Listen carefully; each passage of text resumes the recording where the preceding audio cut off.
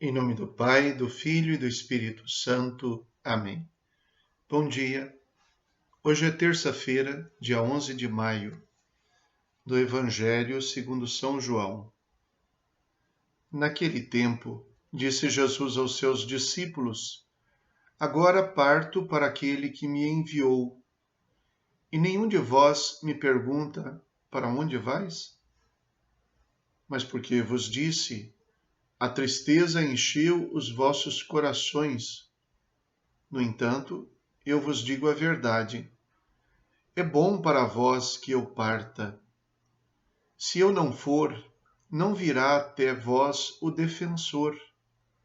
Mas se eu me for, eu vos-lo mandarei. E quando vier, ele demonstrará ao mundo em que consistem o pecado, a justiça e o julgamento. O pecado, porque não acreditaram em mim. A justiça, porque vou para o Pai, de modo que não mais me vereis. E o julgamento, porque o chefe deste mundo já está condenado. Palavra da salvação. Glória a vós, Senhor. Jesus se inquieta que os discípulos não lhe perguntem para onde ele vai. Diz ele: Agora parto para aquele que me enviou e nenhum de vós me pergunta para onde vais. É curioso que Jesus se incomode com esta falta de questionar para onde ele vai, quando nós encontramos pelo menos duas passagens nas quais a questão de para onde Jesus vai faz sentido e provoca os discípulos a lhe perguntarem. Há uma passagem onde Pedro pergunta: Para onde vais? E Jesus responde: Para onde eu vou, não me pode seguir agora. E Pedro diz: Não posso seguir, daria minha vida por ti. E Jesus então lhe anuncia que antes do galo cantar, ele vai negá-lo 3 vezes. Para onde eu vou, vós não podeis me seguir. Mas Pedro lhe pergunta: Para onde vais? Senhor, para onde vais? Domino, quo vadis? Para onde vais? E há uma outra passagem onde Jesus, no mesmo Evangelho de São João, diz: Para onde eu vou, vós conheceis o caminho. E Tomé lhe diz: Senhor, não sabemos para onde vais, como podemos conhecer o caminho? E ele responde: Eu sou o caminho, a verdade e a vida. Então, qual é o significado de perguntar a Jesus para onde ele vai? É exatamente o que ele diz nesse trecho. Agora parto para aquele que me enviou. E esta é a questão. Eu parto para aquele que me enviou. Eu vim porque fui enviado. E eu vou para que o defensor possa vir. A ausência, segundo Jesus, nesse evangelho, é uma coisa útil. É bom para vós que eu parta. Se eu não for, não virá até vós o defensor. Por incrível que pareça, também para nós, a ausência não deixa de ter a sua razão de ser e não deixa de nos dar lições. A parte toda a tristeza que a gente pode sentir na ausência de um ente querido que nós perdemos, também é verdade que é somente na ausência desse ente querido que nós meditamos mais sobre a pessoa dele ou dela. Que às vezes nós chegamos a compreender certas coisas que na presença jamais conseguiríamos compreender. Há pessoas que passaram pela nossa vida, isso é muito comum entre os pais, quando se perde um pai, uma mãe, e que depois da sua morte, a sua lembrança continua produzindo efeitos na vida dos filhos. Eles continuam pensando nele e nela, e às vezes conseguem compreender coisas que não compreendiam antes. Às vezes, deixam que essa lembrança produza frutos de participação na sua vida que na sua presença antes não se produzia. Há filhos que obedecem mais os pais, agora que os pais não vivem mais. Isso significa que a presença de uma pessoa para nós é um fato, é um acontecimento que é insubstituível, mas que para além da presença existem outras coisas. Existem outras coisas a compreender, a indagar, a questionar.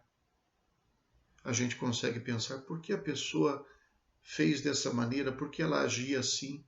Somos capazes até de compreender os seus erros, seus vacilos, suas preocupações. E quando sabemos o que preocupa uma pessoa, o que lhe ocupa a mente, nós somos capazes até de perceber qual o significado das suas ações. E falando então dessa experiência humana tão presente entre nós, nós ouvimos essas palavras de Jesus que vem dizer: é bom para vós que eu vá, que eu parta, porque eu vou para o Pai. Também é bom, porque se eu não for, não virá até vós o defensor, o Espírito Santo. Isso me faz lembrar quando eu era seminarista e fui trabalhar numa paróquia nos finais de semana. Então, como trabalho pastoral, e eu me lembro que quando eu fui, as pessoas estavam muito tristes pelo seminarista que me precedeu. E depois demorou um pouquinho, a gente fez amizade, ficamos muito próximos, e quando eu estava para ir embora, 2 anos depois, então as pessoas vinham conversar, estavam muito tristes e perguntavam por que tinha que ser assim, por que eu não podia ficar. E num determinado momento eu me lembrei dessa passagem e disse mais ou menos a mesma coisa. Veja, quando vocês estavam tristes pela partida do meu antecessor, do seminarista que passou aqui antes, vocês não tinham nenhum interesse por mim. Depois ele foi embora, eu vim, vocês me conheceram, gostaram, eu também gostei de vocês, e agora para nós é difícil essa separação. Mas se eu não for, vocês não vão conhecer o outro seminarista que talvez tenha outra coisa para apresentar aqui que possa ajudar a vida de vocês também. Vocês não vão perder, vocês vão somar, vão ter mais amigos, não o contrário. Assim como vocês não perderam a amizade do antigo seminarista que foi embora, pelo contrário, fizeram amizade com um novo seminarista. E na vida da gente muitas vezes acontece isso. Às vezes a gente gira muito em torno daquilo que a gente perdeu e a gente não percebe que existem mais coisas para acontecer e que a gente tem de ter essa certa abertura. E Jesus também diz que na vinda do Espírito Santo, então as coisas vão ficar mais claras. Ele demonstrará ao mundo no que consistem o pecado, a justiça e o julgamento. E se essas coisas ficassem claras para o ser humano se empenharia muito mais em fazer uma vida melhor. Se a gente tivesse consciência do que significa o pecado, a gente fugiria dele. Nos falta a consciência, e é o Espírito Santo que é capaz de nos dar essa consciência. Também é o Espírito Santo que pode nos mostrar o significado da obra de Jesus, porque em si a vida e a morte de Jesus, sobretudo a morte, parecem não ter razão de ser. É o Espírito Santo quem faz com que a gente compreenda a lógica de Deus na vida, nos ensinamentos e na morte de Jesus. E também o julgamento, a capacidade de compreender que o mal está vencido, que o chefe desse mundo, como diz Jesus, já está condenado, que Jesus viveu até a vitória de Jesus precisa do Espírito Santo para ser compreendida. E assim também o Espírito Santo ilumina a nossa vida também, os acontecimentos da nossa história, até mesmo o significado e o valor das perdas que nós temos que experimentar também. Rezemos. Ó Deus, que o vosso povo sempre exulte pela sua renovação espiritual, alegrando-nos hoje, porque adotados de novo como filhos de Deus, esperemos confiantes e alegres o dia da ressurreição. Por nosso Senhor Jesus Cristo, vosso Filho, na unidade do Espírito Santo. Amém. O Senhor esteja convosco. Ele está no meio de nós. Abençoe-vos Deus Todo-Poderoso, Pai, Filho e Espírito Santo. Amém.